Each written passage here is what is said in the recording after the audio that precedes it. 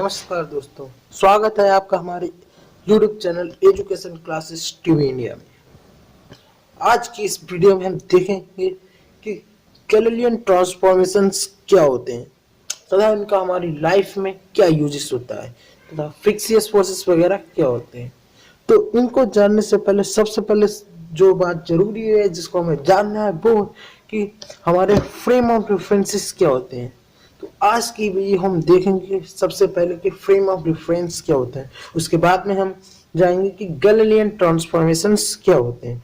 तो चलिए शुरू करते हैं कि फ्रेम ऑफ रेफरेंसेस आखिरकार किसे कहते हैं। सबसे पहले डिफिनेशन की बात कर रहे थे कि फ्रेम ऑफ रेफरेंसेस क्या होते हैं। अगर हम सिंपल वे में कहें कि फ्रेम ऑफ रेफरेंस क्या होते हैं तो हम सीधे कह सकते हैं कि एक ऐसा सिस्टम जो किसी पार्टिकल की पोजीशन को 3 डायमेंशन में बताता हो। जैसे कि हमने एक 3 डायमेंशनल सिस्टम है, ये 3 डायमेंशनल सिस्टम है। यहाँ पे अगर हम पार्टिकल रखते हैं इसका हम रखते हैं P। इस पार्टिकल की 3 डायमेंशनल में जो पोजीशन पता है वह हमारा कहलाता है फ्रेम ऑफ रेफरेंस। ये हमारा फ्रेम ऑफ रेफरेंस कहलाता है, यानी कि एक ऐसा सिस्टम जो किसी पार्टिकल की 3 डायमेंशनल में उसकी पोजीशन को बताता हो, फ्रेम ऑफ रेफरेंस कहलाता है। क्लियर है। चलिए इसके बाद आगे की हम बात कर ले। तो सबसे पहले गैलीलियो ने यह बताया था कि अगर 2 फ्रेम ऑफ रेफरेंस है, ये 2 फ्रेम ऑफ रेफरेंसेस हैं, ओके, जिसमें से पहला फ्रेम ऑफ रेफरेंस है वह इनर्शिया में है, यानी कि उसके लिए F is equal to 0 and A is also equal to 0, किसी प्रकार का कोई मूवमेंट नहीं हो रहा है। और दूसरा फ्रेम ऑफ रेफरेंस है वह A एक्सेलरेशन और F फोर्स के साथ इसके चारों तरफ मूवमेंट कर रहा है।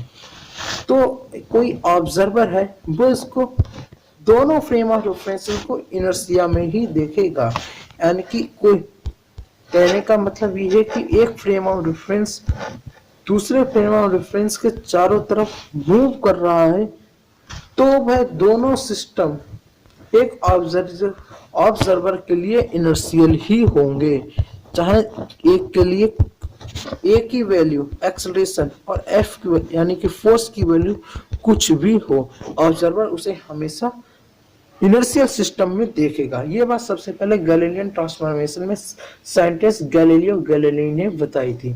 अब बात आती है कि हम इसको प्रूव कैसे करेंगे कि एक फ्रेम ऑफ रेफरेंस एक इनर्शियल फ्रेम ऑफ रेफरेंस के चारों तरफ मूव करने वाला non inertial frame of reference भी इनर्शियल होता है। ये बात प्रूव करने के लिए सिंपल सी बात है, हमको दोनों फ्रेम ऑफ रेफरेंसेस के जो फोर्स हैं उनको क्या इक्वल करना होगा, यानी कि अल्फा फ्रेम ऑफ रेफरेंस और बीटा फ्रेम ऑफ रेफरेंस दोनों में लगने वाले फोर्स क्या होने चाहिए, इक्वल होने चाहिए। ये बात प्रूव हो जाती है, हम सिंपली प्रूव कर सकते हैं कि Galilean transformation is right. Okay, तो सबसे पहले हम ये फ्रेम ऑफ रेफरेंस बनाते हैं। ओके, इन दोनों के ओरिजिन के बीच के डिस्टेंस को हम s मानते हैं। एक पार्टिकल यहाँ पे रखा है p, जिसकी ओरिजिन से डिस्टेंस मानते हैं। ओके, ये डिस्टेंस s मान रखी है, ये डिस्टेंस हम r अल्फा मानते हैं और o से p की डिस्टेंस r अल्फा और o डैश से p की डिस्टेंस r बीटा मानते हैं। Okay, r alpha and r beta. तो हम इसको प्रूव करते कैसे, तो हम इस चित्र में क्या देखते हैं, जो हमारा OP है वो क्या है R alpha O dash P is equal to R beta and O dash, जो इनके बीच की distance O dash is equal to S। Okay, तो ये बात कंफर्म है। अब हम वेक्टर फॉर्म में देखते हैं। वेक्टर फॉर्म में हम क्या देखते हैं, तो हमारा ये है O डैश है R alpha is equal to क्या है, R alpha is equal to R beta plus S, R beta plus S है। Okay,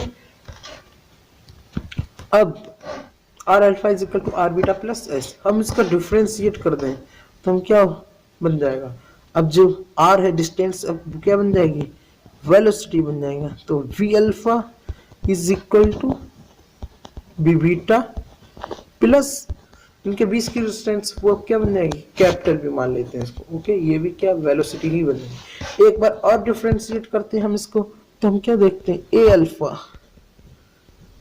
alpha is equal to a beta plus ए।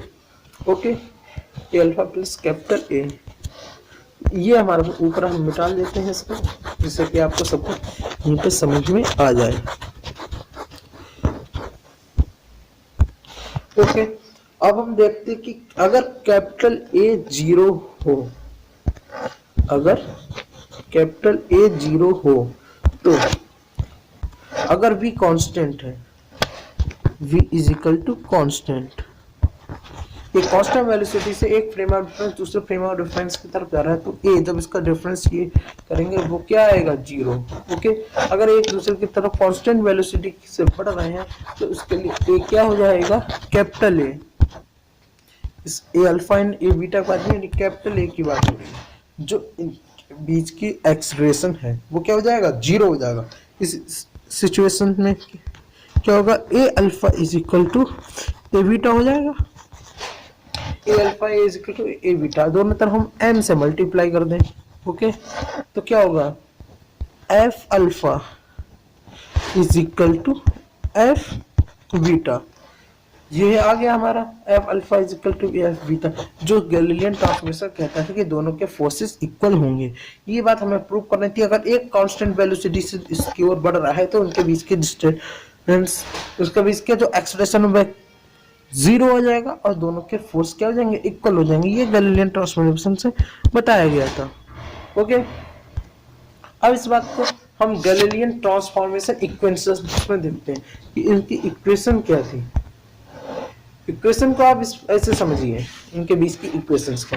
अभी हमने पिछले उसमें क्या देखा था कि R alpha is equal to R beta plus S आया था। ओके, अगर ऐसा हम वेलोसिटी फार्मूले क्या देते हैं, S is equal to V T होता है, चाल गुना समय, दूरी बराबर चाल गुना समय, यही रख दीजिए, आ जाएगी आपकी गैलीलियन इक्वेशन।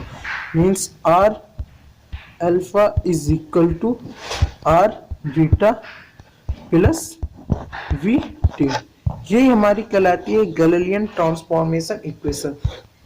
ओके, तो ये हमारी गैलीलियन ट्रांसफॉर्मेशन इक्वेशंस हो गई। तो गैलीलियन ट्रांसफॉर्मेशन इक्वेशन में या गैलीलियन ट्रांसफॉर्मेशन में ज्यादा कुछ नहीं, सिंपल टर्म्स है जो केवल ये बता दे कि एक फ्रेम ऑफ डिफरेंस दूसरे फ्रेम ऑफ डिफरेंस के चारों तरफ चक्कर लगा रहा है, तो एक फ्रेम ऑफ डिफरेंस के इनर्शियल होने पर दूसरा भी इनर्शियल होगा। ये सिंपल सी बात गैलीलियन ट्रांसफॉर्मेशंस बताती है, जो कि बाद में अल्बर्ट आइंस्टाइन की थ्योरी ऑफ रिलेटिविटी आने के बाद गलत कर दी गई थी, लेकिन अभी तक हम केवल इसको इतना ही पढ़ते हैं। क्योंकि अगर हम थ्योरी ऑफ रिलेटिविटी की देखें, जो एस है, हम एक फ्रेम ऑफ डिफरेंस दूसरे फ्रेम ऑफ डिफरेंस की ओर बढ़ रहा है तो एस में चेंज होगा, वो होगा हमारा S is equal to S naught upon under root 1 minus V square upon C square. इसको हम रिलेटिविटी ट्रांसफॉर्मेशन कहते हैं या आइंस्टाइन ट्रांसफॉर्मेशन कहते हैं। लेकिन अभी हम गैलीलियन ट्रांसफॉर्मेशन की बात करें तो इस पर कोई इफेक्ट नहीं पड़ता है, क्योंकि रिलेटिविटी में तो सब पे एस के साथ साथ एम जो हमने माना उसमें भी फर्क पड़ेगा, एम नॉट हो जाएगा तो इसमें सब में फर्क पड़ेगा। फिलहाल आज की वीडियो के लिए इतना ही है। फिक्सियस forces and rotating frame of reference अगली वीडियो में पढ़ेंगे। धन्यवाद।